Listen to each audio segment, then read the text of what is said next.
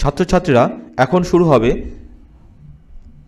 দশম শ্রেণী জীবনবিজ্ঞানের chromosome chapter জীবনের প্রবাহমানতা। কোষ ও কোষ বিভাজন এবং কোষচক্র এপিসোড 2 এটা কিন্তু শুরু হলো, এপিসোড 2। এখন যে প্রশ্নের সমাধান করব সেগুলো হলো নিউক্লিয় জালক কি, ক্রোমোজোম কাকে বলে, ডিএনএ বলতে কি বোঝো, আরএনএ বলতে কি বোঝো, অটোজোম কি, সেক্স ক্রোমোজোম কি। দেখো নিউক্লিয় জালক কি। ছাত্রছাত্রীরা এখানে ছবিতে দেখো, ছবিতে নিউক্লিয়াস দুটো ছবি আছে।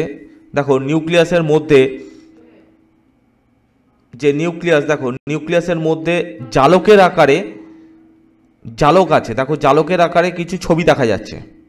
তাহলে নিউক্লিয়াসের মধ্যে যে জালক থাকবে সেই জালকই হচ্ছে যে ক্রোমাটিন জালক। দেখো নিউক্লিয়াসের মধ্যে দেখো ক্রোমাটিন জালক, যে জালক সেটা হচ্ছে ক্রোমাটিন জালক।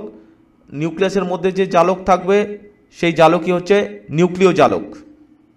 নিউক্লিয়াসের মধ্যে যে জালক থাকবে সেটা হচ্ছে নিউক্লিয় জালক, আর এটা ক্রোমাটিন জালকও বলা হয়। দেখো নিউক্লিয়াসের ছবিটা দেখো, নিউক্লিয়াসের বাইরে নিউক্লিয়াস মেমব্রেন বা নিউক্লিয় পর্দা, নিউক্লিয় ছিদ্র, দেখো ছিদ্র আছে, এর মধ্যে নিউক্লিয় প্লাজম, তার মধ্যে আছে নিউক্লিওলাসটা এখানে নেই, তাহলে ক্রোমাটিন জালক।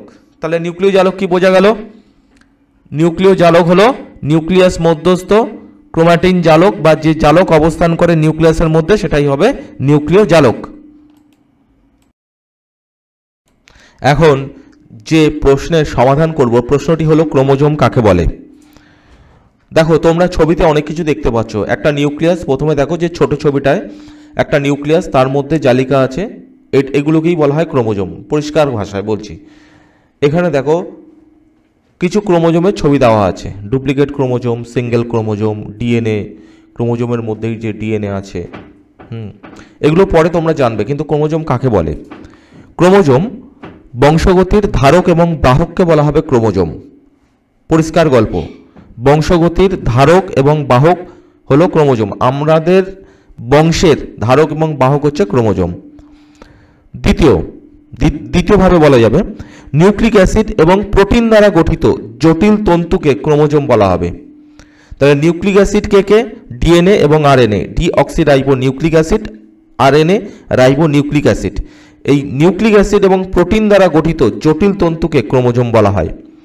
তৃতীয়ত, নিউক্লিয়াস মধ্যস্থ নিউক্লিয় প্রোটিন দ্বারা গঠিত যে তন্তু বংশানুক্রমে জৈব বৈশিষ্ট্য সঞ্চারিত করে তাকে বলা হবে ক্রোমোজোম।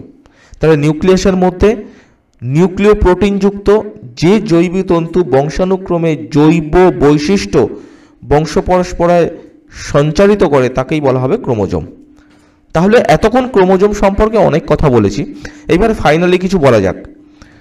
কোষের নিউক্লিয়াসের নিউক্লিয় জালিকা থেকে সৃষ্ট প্রোটিন এবং নিউক্লিক অ্যাসিড দ্বারা গঠিত স্বপ্রজননশীল যে সূত্রাকার অংশ জীবের বংশগতির বৈশিষ্ট্য বহন করে এবং প্রজাতির পরিব্যক্তি, প্রকরণ এবং বিবর্তনে মুখ্য ভূমিকা গ্রহণ করে তাকে বলা হবে ক্রোমোজোম।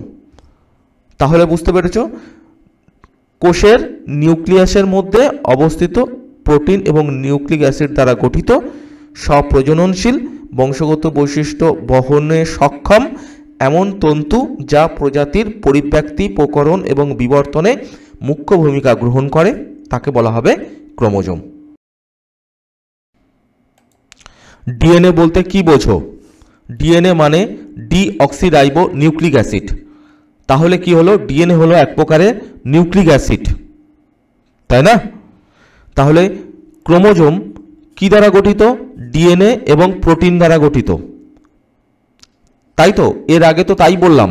অর্থাৎ এই ডিএনএর সঙ্গে প্রোটিন যুক্ত হয়ে কিন্তু ক্রোমোজোম গঠিত। এই কি প্রোটিন যুক্ত হয়েছে এগুলো কিন্তু পরে জানবো, তোমরা শুধু এটুকুই জেনে রাখো ডিএনএর সঙ্গে প্রোটিন যুক্ত হয়ে ক্রোমোজোম গঠিত হয়। এবং ডিএনএ হলো nucleic acid, deoxyribo nucleic acid. ঠিক আছে? এই ডিএনএ কি দ্বারা গঠিত? দেখো এখানে এই ছবিটা দেখো, ছবিটা দেখলে হয়তো কিছু বুঝতে পারবে না, তবু এগুলো পরে আলোচনা হবে, এটা একটু আগাম জানিয়ে রাখলাম। তবে নামগুলো একটু বলে দিচ্ছি কী কী দ্বারা গঠিত। Adenine, guanine, cytosine, thymine, uracil, ঠিক আছে, এগুলো একটু বলে দিলাম। এখন দেখো আরএনএ বলতে কি বোঝো। আরএনএ মানে রাইবো নিউক্লিক অ্যাসিড। আগে ডিঅক্সি রাইবো নিউক্লিক অ্যাসিড, মনে রাখবে কথাটা, ডিঅক্সি।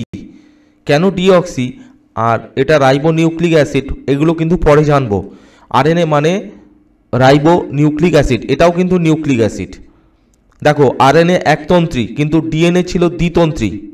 ডিএনএ কিন্তু দুটো তন্ত্রী ছিল আর আরএনএ হলো একতন্ত্রী, ঠিক আছে। তাহলে আরএনএতে কী কী থাকবে? Adenine, guanine, cytosine, uracil. আর আগে কী ছিল? Adenine, guanine, cytosine, thymine. Thymine এবং ইউরাসিল এই দুটো কিন্তু ডিফার করবে।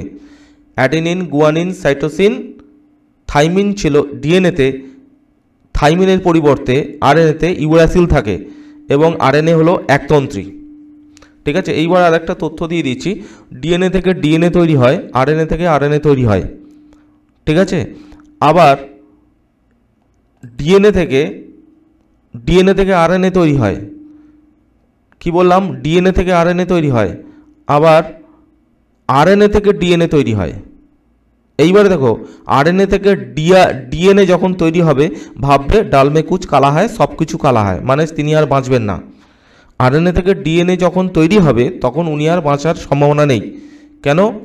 ওনার বডির ভিতরে এইচআইভি হয়েছে, ঠিক আছে। কারণ আরএনএ থেকে ডিএনএ হবে,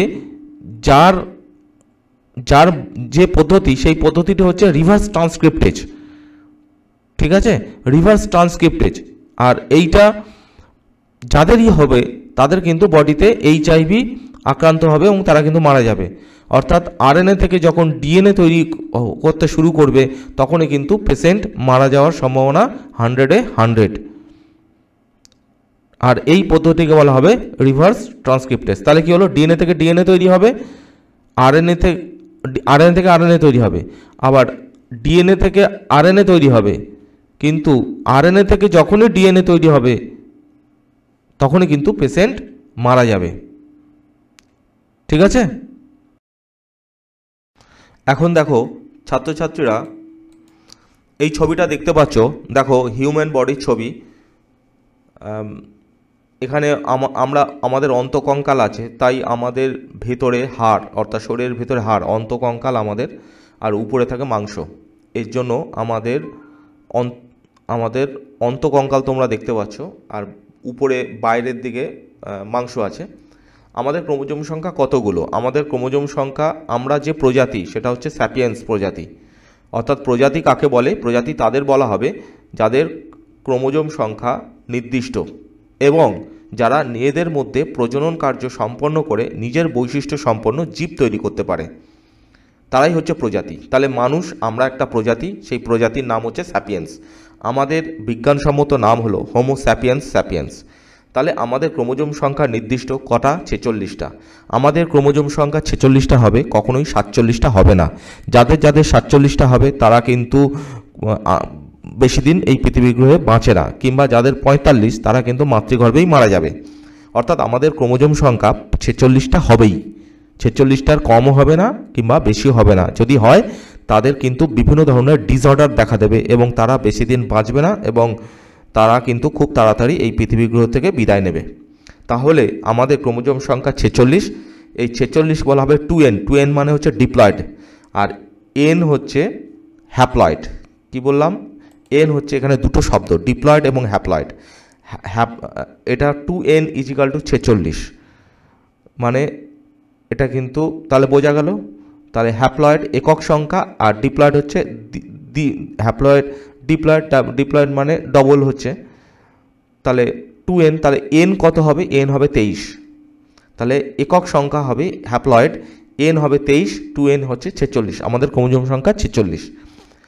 এইবারে দেখো 46 কিভাবে কাউন্ট হয়? 44 + XY, 44 + XX। দেখো যারা XX তারা হচ্ছে মহিলা, যারা XY তারা হচ্ছে ব্যাটা ছেলে। 44টা হচ্ছে অটোজোম, অর্থাৎ দেহকোষ ক্রোমোজোম, বাদ বাকি হচ্ছে সেক্স ক্রোমোজোম। তাহলে বোঝা গেল। তাহলে কি বলবো আমরা? যে সমস্ত ক্রোমোজোম দেহকোষে অবস্থান করে সেটা হচ্ছে অটোজোম। অটোজোম হলো দেহকোষের ক্রোমোজোম, ঠিক আছে। আর দেহকোষ ক্রোমোজোম কটা? 44টা। বোঝা গেল? এখন দেখো সেক্স ক্রোমোজোম কি। সেক্স ক্রোমোজোম হচ্ছে লিঙ্গ নির্ধারণকারী ক্রোমোজোম। যে সমস্ত ক্রোমোজোম মানুষের লিঙ্গ নির্ধারণ করে সেগুলোকে বলা হবে সেক্স ক্রোমোজোম। আর অটোজোম এর আগে জানলাম দেহকোষের ক্রোমোজোম হচ্ছে অটোজোম, আর সেক্স ক্রোমোজোম হচ্ছে লিঙ্গ নির্ধারণকারী ক্রোমোজোম। এখানে ক্রোমোজোম আমাদের 46টা, 2n, 44টা প্লাস XX, মানে XX মানে হচ্ছে এখানে লিঙ্গ নির্ধারণ করছে, অর্থাৎ এটা কিন্তু মেয়ে। XY এটা কিন্তু বেটা ছেলে। 44টা হচ্ছে দেহকোষ ক্রোমোজোম আর দুটো হচ্ছে লিঙ্গ নির্ধারণকারী ক্রোমোজোম। তাহলে লিঙ্গ নির্ধারণকারী ক্রোমোজোম কতগুলো? দুটো। আর দেহকোষ ক্রোমোজোম 44টা। তাহলে আমাদের শুক্রাণু এবং ডিম্বাণুতে কতগুলো থাকবে? 23টা। শুক্রাণু এবং ডিম্বাণুতে থাকবে, সেগুলো পরে আমি বলে দেবো, এখনও সব জানা দরকার নেই, ঠিক আছে। তাহলে সেক্স ক্রোমোজোম হলো সেই ক্রোমোজোম যার দ্বারা মানুষের লিঙ্গ নির্ধারণ হয়। সেক্স ক্রোমোজোম দুটো, XX অথবা XY, ঠিক আছে।